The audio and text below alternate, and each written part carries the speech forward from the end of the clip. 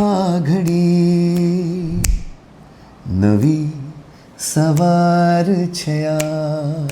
ગુજરાતી ગીતોને લોકો સુધી પહોંચાડ્યા હોય. જો અમેરિકામાં બેઠો ગુજરાતી હોય ને તો પણ એ આ સિંગરનું ગીત તો સાંભળતો જ હશે. અને એવા જ એક સ્ટાર, એક સિંગર સાથે હું તમને આજે મુલાકાત કરાવવાની છું.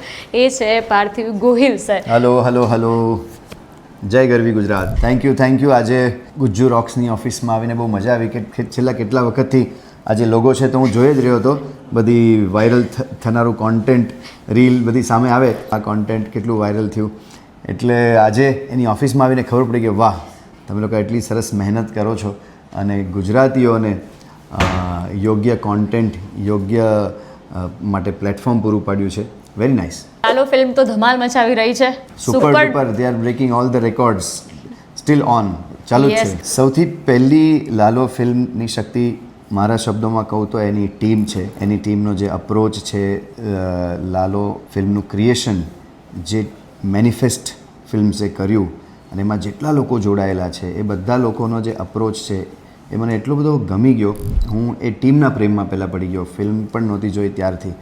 અને એ મેં કીધું આ લોકો સાથે જોડાવામાં મજા આવે. રામનવમી ઉપર એક ગીત બનાવેલું અને એ ગીત શૂટ પછી ઘરે જઈને સીધો મેં માનસીને વાત કરી. મેં કીધું આજે હું બહુ સરસ અદ્ભુત ટીમને મળ્યો છું અને આવી ટીમ હોય તો કામ કરવાની બહુ મજા આવે. 24/7 24 કલાક ધગસથી કામ કરતા જ રહે છે અને કરતા જ રહે છે.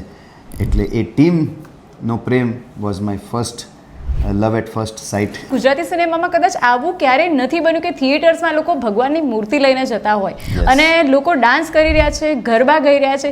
એ રીલ્સ અને એ બધું તમે જુઓ છો ત્યારે તમને અંદર કેવું થાય? ખૂબ જ આનંદ એટલે થાય છે કારણ કે એક કલાકાર તરીકે મને એવું ચોક્કસ થાય કે આપણે આપણી ભાષા પાસે, આપણી સંસ્કૃતિ પાસે પણ એવી એક ઇન્ડસ્ટ્રી હોવી જોઈએ. ત્યારે તો જે નોન ગુજરાતી લોકો છે એ પણ ઇંગ્લિશ સબટાઇટલ્સ સાથે ફિલ્મ જોઈ રહ્યા છે અને માંગણી કરી રહ્યા છે કે આને તમે પ્લીઝ હિન્દી, મલયાલમ, તેલુગુ, તમિલ લેંગ્વેજમાં